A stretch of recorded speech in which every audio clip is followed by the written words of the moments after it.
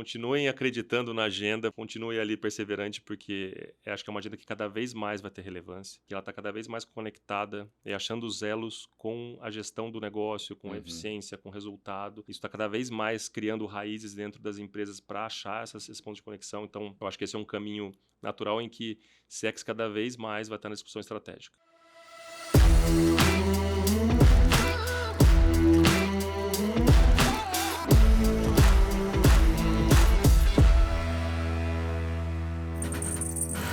Olá, olá pessoal, aqui quem fala é o Cristiano Bem, eu sou host aqui do nosso videocast, o ACXcast, o videocast da comunidade Amigos CX.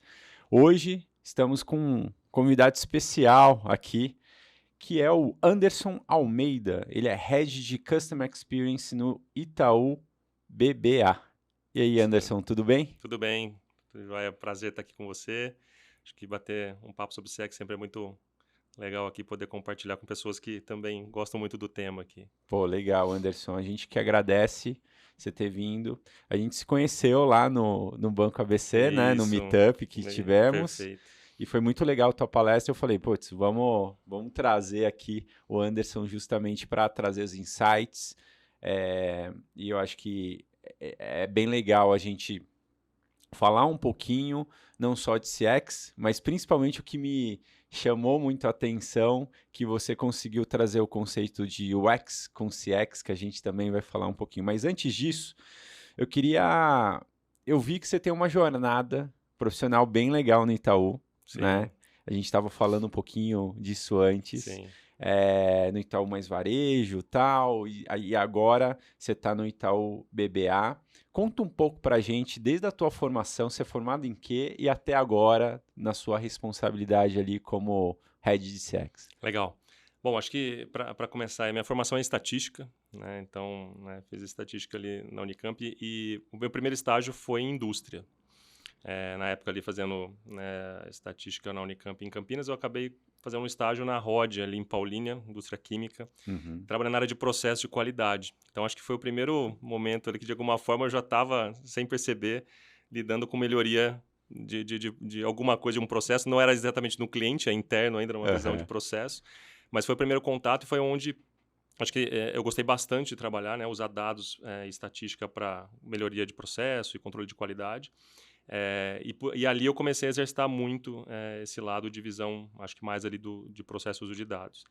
Aí, candidatando para o processo de trainee, acabei depois indo para o mercado financeiro, passei no Unibanco, né, na época como Legal. trainee, e ali acabei começando minha carreira ali na área de canais, a internet começando ainda, tinha internet 30 horas ali, ou a central 30 horas, toda Aham. aquela questão que o Unibanco trabalhava ali das 24 horas, 6 horas da agência, mais 24 horas E, ali na e que eu internet. lembro que na época foi um boom, Foi assim, né? um, porque era, né, o conceito de ter site de banco ainda era muito novo, o pessoal com medo Aham. de transacionar na internet. Então isso foi em 2006, né, mais ou menos ali. Então estava o começo dessa onda, assim, mais dos bancos entrarem na internet. A internet já estava um pouco mais madura, mas os bancos entrando nesse conceito. Então foi um aprendizado bacana ali. Eu comecei também a aplicar muito isso dentro de central de atendimento, dentro de tráfego de cliente em canais. Mas aí logo depois eu acabei veio a fusão em 2008, então fiquei 2 anos ali de Unibanco, aí a gente virou, né, um conglomerado Itaú Unibanco, e nesse momento eu acabei migrando para a área empresas. Antes disso, esqueci um pouquinho ali, perto da fusão eu já estava ali com parte de planejamento comercial no Tá. Unibanco, que aí eu Uhum. olhava um pouco de varejo ali, até as empresas bem pequenas ali, né. Uhum. Aí na fusão eu acabei indo para pequenas e médias empresas, Tá. também fazendo um pouco dessa visão de planejamento, mas ali que eu comecei a conhecer mais dessa relação comercial e de cliente, passando não só pelo planejamento, finanças, telemetria, e no final ali em metas, ou seja, definir orçamento e metas comerciais. Então, entendendo muito potencial, cliente, tudo isso. Então, foi um aprendizado bem bacana. E ali para 2012, 13, o banco redefiniu um pouco a segmentação dos clientes. Nesse projeto, eu acabei indo para o BBA, que é o banco de atacado, né, Uhum. do Itaú. E ali eu fui, né, ainda nessa agenda de metas e orçamento e tudo mais ali para a área comercial, mas ali eu tive a oportunidade de começar a interagir também com outras agendas, sendo de dados e ferramentas comerciais, plataformas, né, de gestão comercial. Ali também foi um grande aprendizado da dinâmica comercial, de como é o atendimento com o cliente, porque é uma ferramenta que precisa suportar o atendimento. Sim. Então, também ali tendo este contato. E eu acho que é algo que é super importante, eu sempre, em todas as minhas agendas dentro do banco, eu sou um entusiasta de tecnologia, de design, sempre gostei de desenhar. Então, fui autodidata em CorelDRAW, Photoshop, 3D Pô, que Studio, legal. essas coisas que eu, né, tinha esse gosto, programação. Então, eu Aham. sempre tentava aliar essas coisas. Então, quando eu ia fazer uma planilha, a planilha tinha que ser bem organizada, tinha que ter um design legal, tinha que ser... Eu sempre tentava aplicar essas coisas, que eu entendia que isso era um diferencial para usar, né? Naquele momento eu estava imaginando que eu estava fazendo UX. Aham. UX estava, né, era um conceito que aqui, pelo menos, ainda era pouco difundido como UX, assim como já era lá com o Don Norman lá nos Estados Unidos, mas ali eu comecei, então, sempre a aplicar isso. Então, e eu apliquei muito mais ainda intensamente quando eu estava fazendo plataformas comerciais, mas ainda numa visão interna, né, que era para os Uhum. times comerciais. E ali, depois, ali, meados de 19, mais para o final do ano ali, me convidaram para construir a área de UX. E aí foi quando eu comecei a definitivamente entrar nessa agenda. A gente já tinha uma área de CX, mas que basicamente era a implantação do NPS System pela Uhum. BEM ali. Então era uma área que estava coordenando essa implantação, o culturamento do NPS System. E aí faltava esse pedaço de UX, mais do design das experiências. E foi ali que eu comecei a entrar nessa agenda. Aí mais para frente teve uma fusão desses dois temas. E aí é onde eu tô até o momento aqui liderando a área de CX pro Itaú BBA. Pô, legal. E a gente vê que um dos pontos que me chamou a atenção é que quando a gente fala de UX e CX, muitas vezes no mercado é separado isso, né? Não tem se merge no Sim, tema, assim. E eu achei muito legal o que você trouxe, porque é, faz parte de uma coisa só, sim. né? É basicamente isso. Me explica um pouquinho mais quem é o Itaú BBA. O que que ele, qual é a diferenciação dele no mercado? Explica um pouquinho para o pessoal entender. Perfeito. Acho que o Itaú BBA, ele é né, vamos dizer, a marca para os clientes de atacado dentro Tá. do Itaú Unibanco. Então, quando a gente fala aqui de atender as empresas com faturamentos ali acima de em torno de 50 milhões, até as maiores empresas que a gente tem aqui no país, mais o banco de investimento. Então, basicamente, Uhum. né, essa é a estrutura de produto e atendimento que tem o Itaú BBA dentro do conglomerado Itaú Unibanco. Tá. Então, ali, a minha atuação basicamente é como na construção de experiências e dos produtos para esses tipos de cliente, como que a gente, né, gerencia essa experiência nesse segmento. E aí são os clientes dos mais diversos Em setores. mais diversos setores. Aqui estamos falando de uma diversidade. Brasil, se você pegar, a gente tem capilaridade no Brasil todo aqui, empresas que estão em todos os setores, em todas as regiões do Brasil. Pô, e é legal isso. Você tinha até mencionado, né? Com a gente conversando um pouquinho antes, porque o desafio de atuar no B2B, né? Sempre você tem um PJ ali, tem a questão do CNPJ, Uhum. mas na realidade a gente está falando com pessoas, né? Entra o lado mais Mais humano, humano. né? Como que é isso? Como que foi isso? Eu acho que, porque não é uma virada de chave rápida, né? Tem um trabalho de cultura aí para envolver todo mundo sobre essa conscientização. Como vocês fizeram isso lá? Não, é legal você ter tocado nesse ponto, que para mim, acho que esse foi o primeiro, né, quando eu assumi a área, o primeiro ponto que eu me deparei assim é como é que eu entendo experiência dentro deste ambiente. E a primeira provocação que eu fiz era assim, a gente conta clientes por CNPJ, como você falou, né? Então, quando você está atendendo num segmento desse, você conta quantas empresas você atende, esses são seus clientes e os produtos são feitos para essas empresas. Sim, Quando você vai para uma abordagem ainda mais de UX de usuário, aí muda completamente. Porque para cada empresa, vamos lá, você tem 5 funcionários que usam o banco, você já passou a ter 5 clientes. Porque na hora que você tem esse ponto de contato com a pessoa, como você falou mais tem um humano ali na frente da tela, ou consumindo o seu produto, ou sendo atendido, né, por um humano, você passa a ter a particularidade da expectativa de cada uma dessas pessoas. Então não é mais uma expectativa da empresa, uhum, uma expectativa dessa pessoa. exato. E esse problema começa a ficar mais complexo na hora que você fala, será que o mesmo usuário de São Paulo, dentro de uma empresa em São Paulo, tem a mesma visão sobre uma experiência, um cara que está no Nordeste, está no Sul, tem Uhum, cultura envolvida nisso, tem um exato. monte de contexto de tecnologia, que nível de tecnologia essa empresa tem, como que os empregados, a cultura daquela empresa. Então, tudo isso acaba, né, sendo necessário Impactando. de você olhar, porque impacta no final na percepção de como a sua experiência é construída. E como que foi esse processo de aculturamento, vamos dizer assim? Acho que esse é um processo interessante porque acho que o banco já vinha com uma agenda muito forte de centralidade no cliente, ou seja, a Legal, agenda cultural já era foco no cliente. legal. Então, isso ajudou muito, porque naturalmente, né, nas conversas e nas reuniões, a decisão sempre estava ali pensando, né, e isso mudou bastante, eu acho, com essa mudança de cultura. De qualquer debate, tinha que se debater o cliente. Não dá para Legal. você sair de uma reunião sem ter falado sobre o que o cliente pensa ou a expectativa do cliente.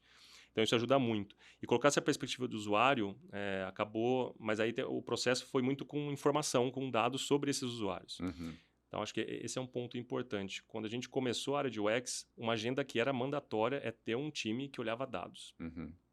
Exemplo, tudo que era digital, primeira agenda que era como que eu vou taguear as jornadas, como eu vou garantir que eu tenho dados sobre esses usuários, para começar a entender o comportamento deles. A gente já fazia um processo muito eficiente ali de entrevista com clientes, todo o processo do NPS System, que você tem ali os detratores, tem promotores, neutros, você consegue entender um pouco de como está a divisão ali dos seus usuários nesse sentido.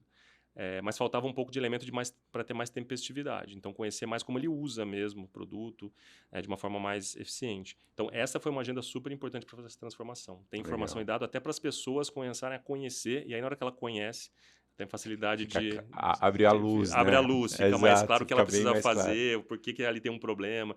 Então, quando você fala assim, não, a gente tem um problema na etapa X de um produto, porque as empresas, mas na hora que você vai para o usuário, você, não, é porque a pessoa que está lá ela tem uma dificuldade X, Y, e aí você começa a ter mais clareza sobre os problemas do que simplesmente eu preciso, né, reinventar o produto, reinventar uma etapa da jornada. Pô, legal. Então, o uso de dados é primordial para essa agenda quando você fala de UX, dentro principalmente de ambiente corporativo, que você está falando que naturalmente você ainda está numa camada muito mais de entender a necessidade do produto para a empresa, Uhum. é primordial, porque não é óbvio, né? Sim.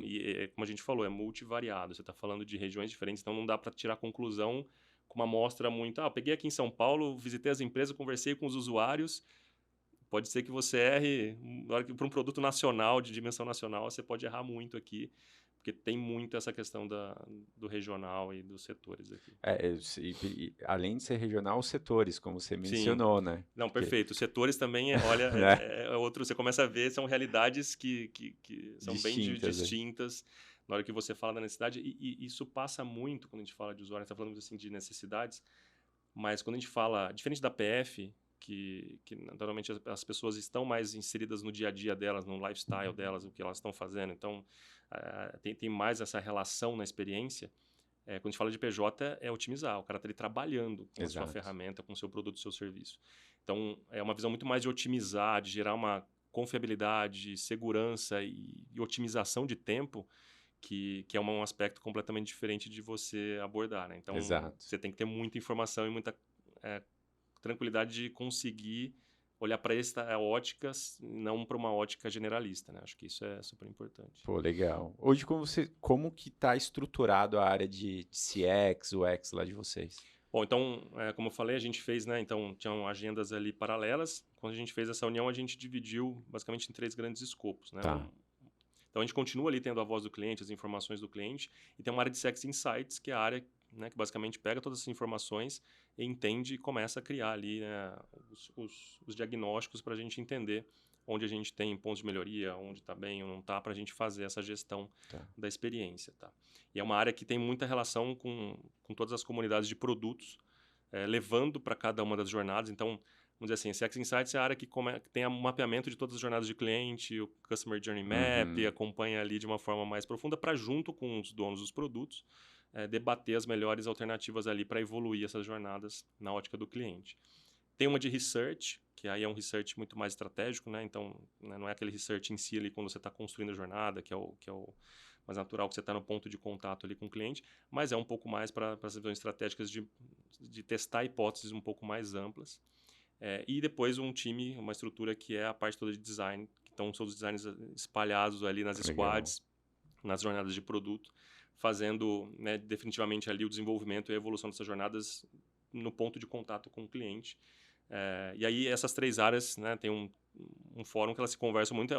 No final, você acaba criando um processo, né, entre essas áreas, porque você pode testar uma hipótese no research, que isso depois vira uma demanda dentro de uma squad, que tem um designer lá para aplicar todo esse conhecimento. Legal. Ou tem um insight que foi gerado, que depois tem um designer lá na comunidade que vai pegar parte desse insight para extrapolar ele para dentro da jornada. Então, é meio que esse ciclo que a gente tenta fazer dentro daquela dinâmica do UX/CX que a gente falou um pouco aqui, né?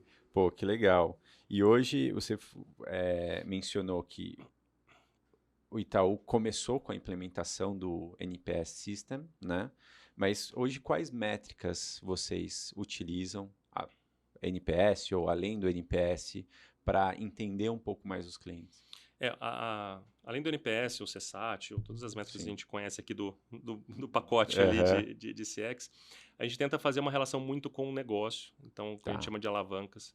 Então, todo esse insight a gente tenta encontrar onde que, de alguma forma, eu consigo medir dentro do meu negócio, com métricas que eu acompanho o negócio, esses pontos aqui de dor ou de evolução com o cliente, tá? Então, Pô, que legal. é como se a gente... Então, É uso uma de correlação dados, de métricas ali. correlação de métricas para encontrar aquilo que eu tenho mais tempestividade para conseguir monitorar antes que aconteça. Ou seja, se eu identifico que eu tenho um ponto através do CSAT ou do NPS, já identifiquei um ponto da minha jornada, será que eu consigo, neste ponto, também achar outras correlações que eu tenha mais controle pelo meu negócio? Legal. É um pouco desta dinâmica, então, para a gente conseguir acompanhar não só as métricas padrão, mas como que a gente traz para métricas de negócio. Porque tem aquele dilema, né? CX precisa estar inserido com alguma coisa do negócio, senão a agenda perde muita prioridade, né? Porque o negócio acaba dominando muito dessa agenda. Então, fazer essa correlação é super importante. Correlação das métricas de percepções do cliente com os indicadores operacionais, né? Que não tem uma regra, você vai ter que tatear. Não tem mágica, Exato. você não vai ter um lugarzinho, a receita de bolo para você fazer. Você vai ter que entender o seu negócio mesmo. Eu acho que esse aí é um santo grau, realmente, que para trazer o retorno, né? Até para você ver, né? O que está impactando no negócio, de questão de otimização para o cliente, de retorno financeiro mesmo das ações que estão sendo realizadas, né? Meio que até risar e falar, ó, CX dá resultado, eu tenho como te provar aqui, né? É isso. Legal. E é interessante porque na época eu também procurando alguns materiais sobre o tema para tentar achar alguns caminhos ali. Tem um estudo da McKinsey, que já está até um pouco, né, já passou, mas ele é super atual no conceito aqui. Que durante 5 anos, 2013 a 2018, eles fizeram um assessment com várias empresas para criar o indicador de design. Então, olhava como essas empresas estavam bem-sucedidas na percepção do cliente, quantos elas aplicavam, né, a metodologia de CX e design para construir isso. E aquelas empresas que tinham um indicador mais alto, naturalmente, elas tinham uma conversão de crescimento de resultado e de valor de ação muito destacado em relação aos demais que tinham. E um dos fatores que eles pegavam essas empresas e desmembravam ali para entender o que essas empresas fazem na prática. E um dos pontos eles a controlam a CX com o mesmo rigor que custo, que receita. Olha aí. Ou seja, está no mesmo nível. Então, você precisa achar essa correlação, como ela se encontra, para colocar... Porque é natural, não é que... mas todo mundo sabe que é importante a experiência do cliente. Mas tem o core da empresa que vai... Isso não dá para você mudar. Não vou ser uma empresa que só olha a experiência, que coloca isso em primeiro lugar sempre. Porque é a sustentabilidade da empresa, né? Não dá para a gente também achar que é um conto de fadas aqui, você, nossa, todo mundo adora a minha empresa, mas eu não gero resultado, uma hora ela não vai existir. Então, até a Disney, que é a nossa referência de experiência, cara, tem que gerar muito resultado para conseguir manter e continuar, né, sustentável. Então, eu acho que isso me chamou bastante atenção, porque foi provado nesse assessment, e é um assessment amplo, né, no mundo, que a McKinsey fez, que tem uma correlação muito forte, e é um diferencial para o quartil dos maiores indicadores do índice de design, o crescimento de receita nos 5 anos e de valor de ação é bem significativo. Legal. Isso é uma prova, né, que faz muito sentido CX ser tratado como uma área estratégica dentro... Perfeito. Como uma disciplina estratégica, melhor dizendo. Isso, uma disciplina estratégica. Porque a gente estava até falando um pouquinho antes, né? Tem Apple, tem Amazon, né? Teve a pandemia aí que deu uma empurrada, né? Acelerou um pouco essa Acelerou muito disso, mas com certeza a gente consegue ver hoje com mais praticidade isso sendo atrelado a resultados, né? Antes estava muito mais subjetivo, assim. Muito.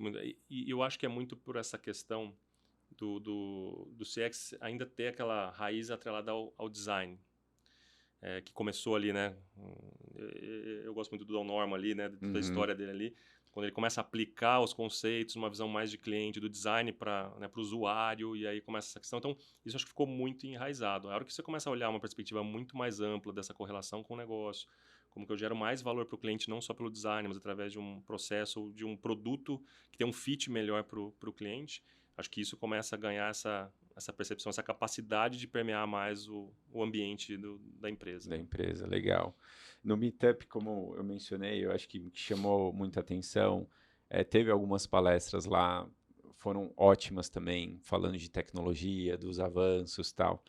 Mas quando a gente fala do tema, como você trouxe o tema, né, de UX, que é mais a parte mais de produção mesmo, da preocupação de oferecer a melhor experiência ali para o usuário, atrelado ao tema, eu achei muito interessante. Você trouxe várias frentes de pensamento Sim. ali. Fala um pouquinho mais, escolhe um pouquinho mais, como isso se correlaciona na prática, no dia a dia de vocês, e como vocês aterrizam isso no dia a dia. Você falou um pouquinho das áreas aqui, eu já tive uma visualização, mas na prática como que seria? Então, acho que o primeiro ponto aqui, colocar em perspectiva, é essa questão do UX/CX, né? Se eu vou colocar numa régua de cliente para usuário, e aí eu acho que esse conceito é importante. As pessoas às vezes dizem, mas o cliente não é o próprio usuário, é o quem está consumindo o produto. Tem uma visão que é super interessante, né? O cliente é quem efetivamente compra o seu produto, mas não necessariamente ele sempre vai ser o usuário.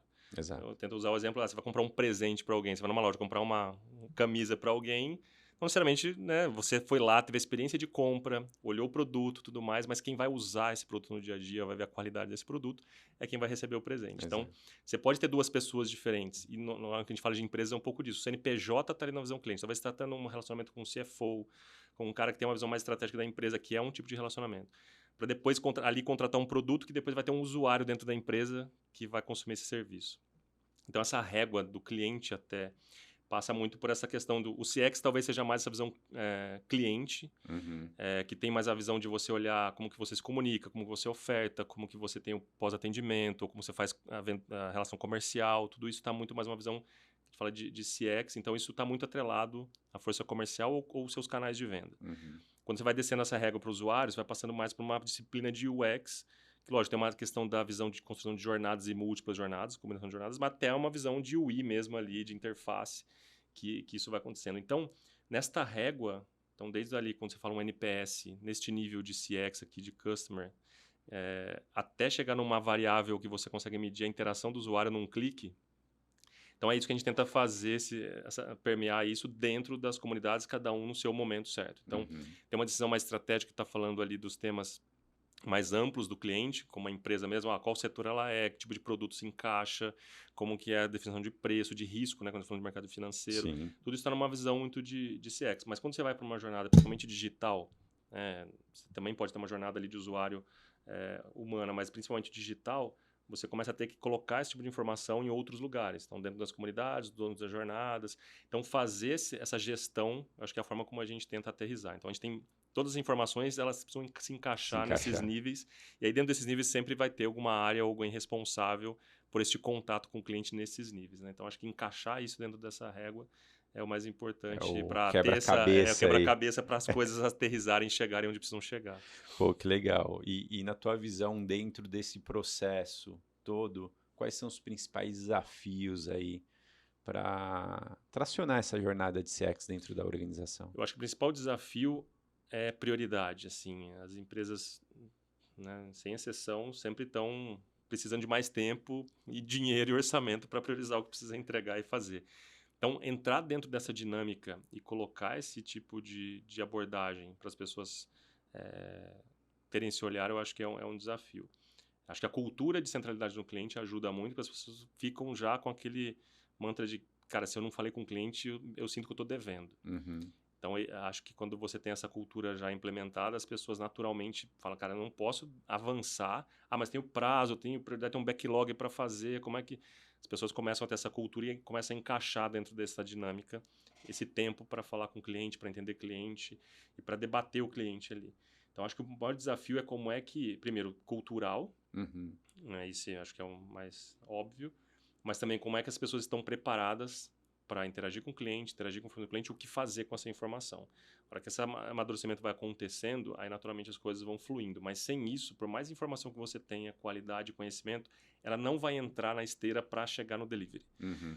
Porque no final, e é assim, você pode ter informação, coisa pra caramba, mas se isso não virar delivery, Não, cara, não importa de não nada. importa, porque o cliente não vai perceber. E não é aquela melhoria que o cliente reclamou que o dia que ele ligou, ele não conseguiu, ninguém atendeu. Eu coloquei aqui um processo que agora desvia o atendimento para alguém que está disponível.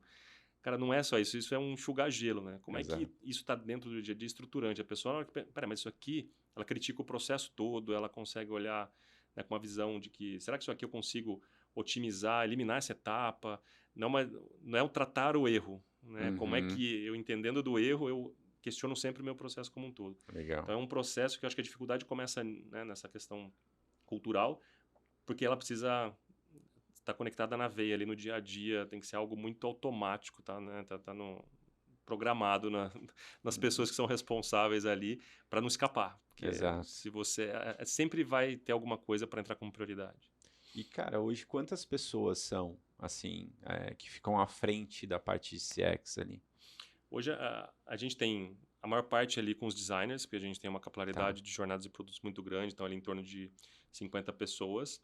E aí a gente tem times um pouco mais enxutos ali, então a gente está falando ali de mais umas 15 pessoas entre as outras duas áreas para poder fazer essa gestão, tanto ali de insights, no PS System e research também. Tá. Então, mas o foco maior ali pela capilaridade é nos times ali de design, ali para atender todas as jornadas que a gente tem. E aí, a tua visão de mercado, assim, no mercado financeiro, você acredita que ele está mais maduro em relação à experiência do cliente, à usabilidade do usuário? A gente teve algumas, né, algumas ondas aí, Nubank veio forte Sim. aí, né, com esse conceito. Se você acha que sim, você acha que como o mercado vem tracionando essa maturidade? Eles estão mais maduros? Eu acho que, assim, primeiro, é evidente que isso entrou na agenda do mercado financeiro. Eu acho que muito motivado pelas fintechs, Sim. mas acelerado pela pandemia. Então, estava todo mundo em casa. Tem um exemplo, né? A gente estava numa agenda de digitalização de vários produtos e jornadas, mas na hora que todo mundo foi para casa, por exemplo, como que você assinava um contrato físico, por mais que o cliente preferisse ter o físico, para o jurídico ele analisar, porque ele estava acostumado com aquilo. Cara, eu preciso assinar de casa. E aí, como é que você não tem motoboy para retirar? Como é que eu vou fazer tudo isso? Então, esse é só um exemplo de coisas como acho que o mercado financeiro, por ter um processo muito de interação humana, precisou se reinventar, não só pelo processo das fintechs, que, né, começaram a usar mais o digital para otimizar as experiências, mas também por conta, acho que, da pandemia que acelerou esse movimento. Então, acho que amadureceu muito nesse sentido. Mas acho que o grande desafio aqui ainda é como é que eu movimento, né, jornadas que eram naturalmente... O mercado financeiro sempre teve jornadas muito mais, vamos dizer assim, menos pensada no cliente mesmo, né? Era muito mais pensada num produto, e como o produto precisava operar, e aí o cliente era jogado nessa jornada operacional, ainda mais quando você pensa em mundo físico, de ir para agência, de tudo mais, era um processo muito físico, né? Então, acho que esse é o principal desafio. Acho que está na agenda, mas ele não dá para você fazer da noite para o dia. Primeiro que são produtos que demandam muito questão de risco, de segurança. Não dá para você... Tá bom, vou fazer um processo que é muito mais simples, mas ele não precisa colocar senha. Cara, não é um negócio que eu posso abdicar de ter um ambiente seguro, com o cliente ali... Às vezes onera um pouco o processo, mas, cara, é o que vai garantir no final a segurança dele. Então, tem todo um contexto do mercado financeiro que eu acho que precisa ser superado, e a tecnologia está ajudando muito nisso, né? A gente fala de reconhecimento facial, acelerou muito isso. Antes, a gente precisava ter o toquezinho no chaveiro. Nossa, Hoje, você tem no celular um QR Code, tudo isso. Então, eu acho que facilita demais, mas ainda tem, né, acho que um desafio grande por conta do contexto mesmo, muito mais dessa segurança e ser um processo que era muito físico mesmo, e nasceu muito físico. E quando você fala de processos que já nascem digitais, isso acontece mais rápido. Mas eu acho que sim, já está, essa agenda é clara, você vê para todos os... A XP também veio com uma visão de experiência. Quando chegou com a sua proposta, era uma proposta que já existia, né? Investimento, como é que eu faço isso, mas a ótica foi de experiência. Você vê as fintechs, então, acho que movimentaram muito isso e, naturalmente, a pandemia acelerou, mas eu acho que os desafios vão passar muito por esse contexto mesmo da estrutura financeira, de como funciona o mercado, que demanda algumas questões que a tecnologia, por mais que ela facilite, algumas etapas ainda de experiência precisam ser garantidas ali. Então, o desafio vai ser como que a gente reinventa, mantendo a segurança, mantendo toda essa questão de risco aqui do setor. Pô, eu fico muito feliz porque em alguns eventos, artigos que eu vejo também, o Brasil é sempre muito bem citado, né, no setor Sim, de financeiro atrelado à experiência, à experiência digital, entre outras coisas, e é modelo para outros países, né? não, com Então, certeza. Você tocou num ponto super importante. As pessoas às vezes não têm essa percepção e pensam assim, porra, nos Estados Unidos deve ser muito melhor. Cara, a cara, experiência bancária lá é muito pior. Assim. é, Quando a gente fala sistemicamente, a organização, a tecnologia sempre foi muito bem utilizada no Brasil, no sistema financeiro. Então a gente está à frente mesmo quando a gente fala, né, no mundo. Se olhar o Pix, a forma como a rapidez ao como a gente Pix, cara, implantou e a forma como exato. ele já está sendo utilizado, assim, né, eu acho que com certeza é um case e se olhar os Estados Unidos tem uma dificuldade muito grande de fazer esse tipo de jornada de experiência.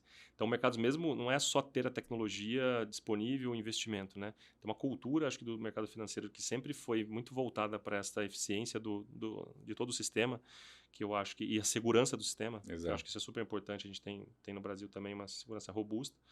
Eu acho que isso acaba ajudando muito nessa ótica de experiência também para esse setor. Sim. E a visão do Banco Central, que também foi uma visão Ah, que nos últimos anos acabou também tendo uma visão muito de otimizar a visão de experiência do cliente, né? Então, seja o Pix, que acho que acelerou muito nesse processo, mas você vê várias agendas acontecendo do Real Digital e tudo mais, exato. que vão em linha de gerar mais eficiência no sistema. Então, acho que isso a gente tem um diferencial muito grande mesmo, que ajuda na questão da agenda de experiência. Pô, legal. E até falando sobre isso, né, tendências, o que que você vê aí de tendências aí para o setor financeiro, mas também relacionado à melhoria da experiência? Eu acho que como tendência é algo que... Eu tive a oportunidade de ir para o SXSW no início do ano. Confesso que na hora que eu olhei ali os temas e as palestras, eu falei, cara, mas é algo, são coisas, temas que a gente acaba ouvindo toda hora. Será que vai ter alguma novidade, alguma coisa assim que realmente você fala, cara, tem um insight interessante? Quando eu cheguei lá foi bem interessante porque... Principalmente o tema de AI foi debatido num nível muito importante, assim, de coisas que eu não imaginava da profundidade que ele já estava sendo aplicado. E tinha muito lá também do setor da medicina, Legal. é, aeroespacial, tinha bastante coisa, pesquisa diversas, assim, sendo utilizado AI, mas também com uma visão de que o mercado financeiro, isso foi... Tem uma palestra da Amy Webb, que é a futurista lá, né, super consagrada e que ela está sempre lá. E ela apresenta um relatório, inclusive o relatório anual dela lá. E na hora que ela mostra um mapa com todos os setores e as tecnologias que estavam impactando, quando você olha o setor financeiro, praticamente todas as tecnologias estavam impactando. Só não Olha. estavam aquelas que eram biomedicina, essas coisas que Ah, eram sim. óbvias que não faziam sentido. Mas de AI, a computação quântica, tudo isso estava com impacto que ela colocava, né, near, next, era um que estava muito dos mais próximos, ali pintadinho nas coisas mais próximas. Aquilo me chamou a atenção e a hora que você olhava as aplicações que aquilo podia, né, ser feito para o mercado financeiro, dava para ver que tinha algo muito importante, mas não só para o mercado financeiro, mas para todo mundo. A AI era uma que estava para todos os setores. E quando eu falo de experiência, acho que a experiência cada vez mais ela vai ter que ser personalizada. A visão de one size fits all, acho que a Apple destravou muito isso, a Amazon e tudo mais, mas eu acho que a tecnologia dá percepção para as pessoas que cada vez mais ela pode ter algo personalizado para aquilo que ela precisa. Então as empresas vão ter que fazer isso de alguma forma. E o desafio está em ter o dado do usuário. Uhum. Num nível que você tem a capacidade de entender tudo isso, e acho que a AI entra muito para acelerar esse processo. Se você tem os dados mapeados de tudo que o seu usuário, seu cliente faz, e tem uma AI entendendo como é que eu entrego mais valor, em qual momento, eu acho que isso é uma tendência que naturalmente as pessoas... E ó, não é simples, não é só comprar uma licença do ChatGPT, colocar na Exato. empresa. Tem que entender o contexto, né, tem a questão do prompt, como é que você faz esse prompt. Tem várias nuances aqui para você evoluir na agenda. Mas eu acho que isso é uma tendência clara de usar a AI para otimizar a experiência. E muito nessa visão. E trazendo, porque a experiência personalizada tem que ser no nível real time. Eu personalizado, eu entendo, mas daqui uma semana eu vou ver como que eu te entrego. Não, assim, tem essa experiência que o cara entrou, ele já percebeu que entendeu o comportamento dele, a necessidade dele, e ali, então, acho que essa tempestividade também é outro ponto que a AI pode trazer. Então, acho que o uso de dados mais AI dados de cliente, de usuário, mais AI, eu acho que é uma tendência para a área de experiência muito grande Muito dos próximos forte, né? anos. E eu vejo assim como um passo importante para sair de um trabalho mais operacional, né? E ir para um trabalho um pouco mais analítico, estratégico ali. A gente estava até comentando um pouquinho antes da questão do. Tem cursos agora, né? Sim, Tipo, sim. não é que AI vai tirar o trabalho. Não, Não, pô, engenharia de prompt, vão ter especialistas em engenharia de prompt, que é como eu converso com a AI. É exato. isso. Quais são as melhores perguntas que você tem que Isso, fazer, é né? isso. Para gerar os melhores insights. Então, isso. E, cara, até falando um cenário curioso, ontem eu estava em casa, né? Eu tava colocando meu filho para dormir e tal. Aí minha mulher chegou e falou: Alexa, desliga, tal, não sei o quê. Ela, boa noite, Mirella. Eu nunca tinha falado o nome da minha esposa, É, porque tá sim. na minha Então, conta, assim, né? sim. Aí eu falei, mas peraí, como que funciona esse negócio? E a gente ficou um olhando pro outro ali. É, e aí é aquela questão que você fala, tá, que a gente fala muito que a inteligência artificial ela está cada vez mais rápida. A gente tem que estar preparado para dar É isso. as informações certas ou conduzir o uso dela da melhor forma possível, né? Então, acho que os profissionais que têm essa mentalidade conseguem utilizar isso, e principalmente para análise de dados, categorização ali de informações, geração de insights, vai ajudar muito, né? Sim, não tenho dúvida. Eu acho que vai passar. Primeiro, a velocidade é importante, né? Porque também, se você acaba querendo usar por usar, a AI ela vai te permitir dar várias capacidades, mas você não pode não entregar valor, né? Então, acho que Aham. isso é super importante. Mas eu acho que nesse sentido, quando você começa a se especializar nisso, usar o Analytics, entender, porque também tem essa volta, né? E aí traz esse ponto de entender que ela capturou pela voz, de alguma forma, tem uma pessoa diferente falando, Exato, isso pode gerar um insight, tem mais pessoas nessa casa.